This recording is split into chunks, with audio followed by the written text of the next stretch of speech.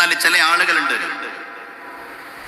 ഞാൻ പലപ്പോഴും വല്ലാത്ത ഒരു ആശങ്കയോടുകൂടെ കാണുന്നു.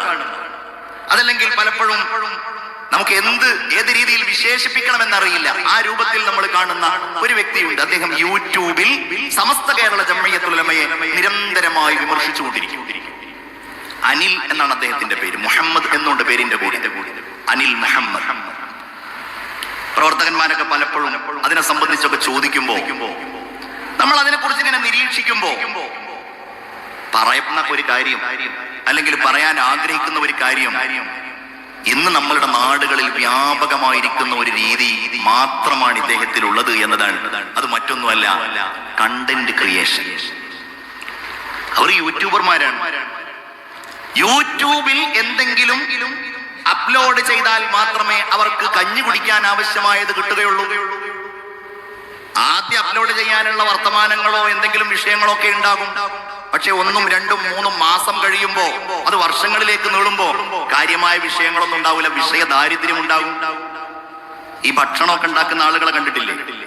ആദ്യമൊക്കെ നല്ല വിഭവങ്ങളൊക്കെ ആയിരിക്കും അവർക്ക് ഉണ്ടാകും. പിന്നെ അവർക്ക് പൊരിക്കാനൊന്നും കിട്ടൂല. അപ്പൊ അവർ കാണുന്നതിനെ അങ്ങ് പൊരിക്കും. എന്നിട്ട് അവർ പുതിയൊരു വീഡിയോ അങ്ങ് അപ്ലോഡ് ചെയ്യും. അത്രേ ഉണ്ടാവുള്ളൂ. അതുകൊണ്ടാണല്ലോ ഇപ്പൊ ഇന്നും ഇന്നലെയൊക്കെ ആയിട്ട് വേദനയോടുകൂടെ മലയാളികൾ ചർച്ച ചെയ്യുന്ന കാര്യം എന്താണ്? ഒരു പെൺകുട്ടി ബസ്സിൽ യാത്ര ചെയ്യുന്ന ഒരു ചെറുപ്പക്കാരന്റെ വീഡിയോ എടുത്ത് ഒരു കണ്ടന്റ് ഉണ്ടാക്കിയിട്ട് പ്രസിദ്ധീകരിച്ചതിന്റെ പിന്നാലെ ആ ചെറുപ്പക്കാരൻ ആത്മഹത്യ ചെയ്തതിനെ പറ്റിയിട്ടാ പറയുന്നത്. അപ്പൊ അങ്ങനെ ഒരാൾ കണ്ടന്റുകൾ ക്രിയേറ്റ് ചെയ്യുക എന്നുള്ളതല്ലാത്ത ഒരു അജണ്ടയോ ഒരു താല്പര്യമോ അത്തരം ആളുകൾക്കില്ല. ഞാൻ പ്രവർത്തകന്മാർ, പ്രത്യേകിച്ച് വിദ്യാർത്ഥികൾ, അത്തരം കാര്യങ്ങളെ വിലയിരുത്തുന്നതിന് വേണ്ടിയാണ് പറയുന്നത്. അവരങ്ങ് പറയുമ്പോഴേക്ക് ഇത് ശരിയാണല്ലോ, ഇതെന്തോ ഒരു പ്രധാനപ്പെട്ട കാര്യമാണല്ലോ.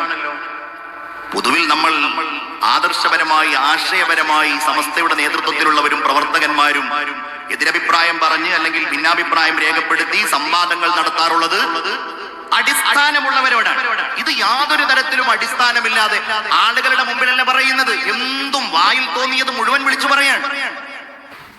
സമസ്ത കേരള ജംഇയ്യത്തുൽ ഉലമയെ ഇടിച്ചു താഴ്ത്തുക, ഉസ്താദുമാരെ ഇകഴ്ത്തുക, പ്രത്യേകിച്ച് ഈ ഒരു സാഹചര്യത്തിൽ എന്തെങ്കിലും അഭിപ്രായ വ്യത്യാസങ്ങളോ മറ്റോ ഒക്കെ ഉണ്ടെങ്കിൽ എങ്ങനെയെങ്കിലും അതിൽ ഏതെങ്കിലും തരത്തിൽ യോജിപ്പും സന്തോഷവും സമാധാനവും ഉണ്ടാകാൻ ആഗ്രഹിക്കുമ്പോ മറ്റു പല താല്പര്യങ്ങളോടും കൂടെ ഒരാൾ സ്റ്റുഡിയോയിൽ ഇരുന്നിട്ട് ഇങ്ങനെ പറയുമ്പോ നമ്മൾ അത്തരം കാര്യങ്ങളെ ഏത് രീതിയിലാണ് കൈകാര്യം ചെയ്യേണ്ടത്? പരിഹസിച്ച് ചിരിക്കുക അല്ലെ? തഹയ്യയെ സംബന്ധിച്ച് പറയാ, സമസ്ത കേരള ജംഇയ്യത്തുൽ ഉലമ സാമ്പത്തിക സ്വരൂപണം നടത്തി അതിനുവേണ്ടി ഉദ്ദേശിച്ചിരിക്കുന്ന ലക്ഷ്യങ്ങളെ നിസ്സാരമാക്കുക. ഇതൊക്കെയാണ് ഇങ്ങനെയുള്ള ആളുകളുടെ പണി. അതൊരു തരം മാനസിക വിഭ്രാന്തിയാണ്, ഒരു തരം മാനസിക രോഗമാണ്. നെഗറ്റിവിറ്റി മാത്രം പറഞ്ഞ് ആളുകൾ എന്നെ ഇഷ്ടപ്പെടുന്നുണ്ടോ, ആളുകൾ എന്നെ ശ്രദ്ധിക്കുന്നുണ്ടോ എന്നുള്ളത് അന്വേഷിക്കുക. ഞാൻ എന്റെ പ്രിയപ്പെട്ടവരോട് പറയാം, നമ്മളൊക്കെ സാമൂഹ്യ മാധ്യമങ്ങൾ കൈകാര്യം ചെയ്യുന്ന ആളുകളാണ്. യൂട്യൂബ് ചാനലുകൾ മാത്രമല്ല, നമ്മള് വാട്സാപ്പ് കൈകാര്യം ചെയ്യുന്നവരാണ്, ഫേസ്ബുക്ക് കൈകാര്യം ചെയ്യുന്ന ആളുകളാണ്. ഇത്തരം ദുഷിച്ച സ്വഭാവങ്ങൾ നമ്മളിൽ ഇല്ലാതെ ഗൗരവത്തോടെ നമ്മൾ ശ്രദ്ധിക്കണം. സമസ്ത കേരള ജംഇയ്യത്തുൽ ഉലമയെ സംരക്ഷിക്കുക, അതിനുവേണ്ടി സേവനം ചെയ്യുക എന്നുള്ളതിനപ്പുറം നമ്മളുടെ എതിരാളികളാണെങ്കിൽ പോലും, സമസ്തയോട് ആശയപരമായി ആദർശപരമായി ഭിന്നാഭിപ്രായമുള്ളവരാണെങ്കിൽ പോലും, പ്രിയപ്പെട്ട വിദ്യാർത്ഥികളെ, അവരോട് നമ്മൾ കൈകാര്യം ചെയ്യുന്ന രീതി മാന്യമായിരിക്കണം. അല്ലാത്തവരുടെ രീതിയെ കുറിച്ച് പരിശുദ്ധ ഖുർആൻ പറഞ്ഞത് എന്താ? ഇന്നല്ലദീന അജ്റമൂ കാനൂ മിനല്ലദീന ആമനൂ യദ്ഹഖൂൻ.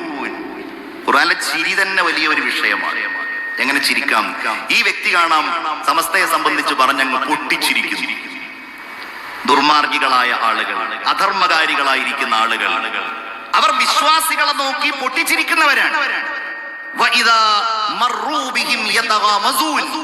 അവരുടെ അരികിലൂടെ അവരിങ്ങനെ നടന്നു പോകുമ്പോ കണ്ണുകൾ കൊണ്ട് അവർ ഗോഷ്ടി കാണിക്കും.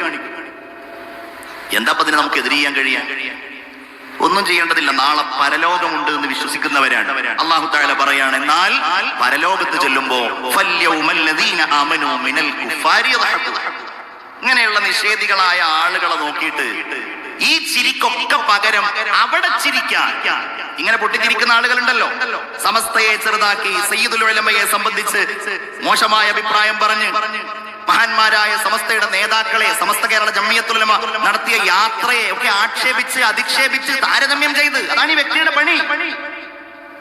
നാളെ പരലോകത്ത് ഈ പരിഹാസത്തിന് പകരം നൽകാൻ കഴിയുമെന്നുള്ളതല്ലാതെ അങ്ങനെയുള്ള ആളുകളോട് നമുക്ക് മറ്റൊന്നും പറയാനില്ല. ഒറ്റ കാര്യം മാത്രമാണ് അതുമായി ബന്ധപ്പെട്ട് എന്റെ പ്രിയപ്പെട്ട വിദ്യാർത്ഥികളോട്, സഹോദരന്മാരോടൊക്കെ സൂചിപ്പിക്കാനുള്ളത്. സമസ്ത കേരള ജംഇയ്യത്തുൽ ഉലമയെ സംബന്ധിച്ച് അവരാരും പഠിച്ചിട്ടില്ല. അവിടെ ഒരു രാഷ്ട്രീയ സംവിധാനത്തെ കാണുന്നത് പോലെ, ഏതെങ്കിലും ഒരു അവരുടെ ചുറ്റുഭാഗത്തുള്ള ഏതെങ്കിലും ഒരു കൂട്ടായ്മയെ കാണുന്നത് പോലെയേ സമസ്തയെ കണ്ടിട്ടുള്ളൂ. 100 വർഷത്തെ കാര്യങ്ങൾ പഠിക്കണമെങ്കിൽ ചെറിയ അധ്വാനമൊന്നും പോരല്ലോ. എത്ര ഗ്രന്ഥങ്ങളുണ്ട്, ഈ പണ്ഡിതന്മാരെ കുറിച്ചുള്ള എത്ര റഫറൻസ് ഗ്രന്ഥങ്ങളുണ്ട്. സമസ്തയുടെ പ്രവർത്തനങ്ങളുടെ വൈപുല്യങ്ങളെ അറിയാൻ കഴിയുന്ന എന്തൊക്കെ മാർഗങ്ങളുണ്ട്. ഒരാത്മാർത്ഥതയും തൊട്ടുതീണ്ടാത്ത ആളുകൾ മാത്രമാണ് ഈ രീതിയിൽ സമസ്ത കേരള ജംഇയ്യത്തുൽ ഉലമയെ, അതിന്റെ നേതൃത്വത്തെ, അതുമായി ബന്ധപ്പെട്ട് നടത്തുന്ന പ്രവർത്തനങ്ങളെ വിമർശിച്ചുകൊണ്ടേയിരിക്കുക. നമ്മളെ സംബന്ധിച്ചിടത്തോളം അത്തരം കാര്യങ്ങളിൽ ചെവി കൊടുക്കേണ്ട കാര്യമില്ല.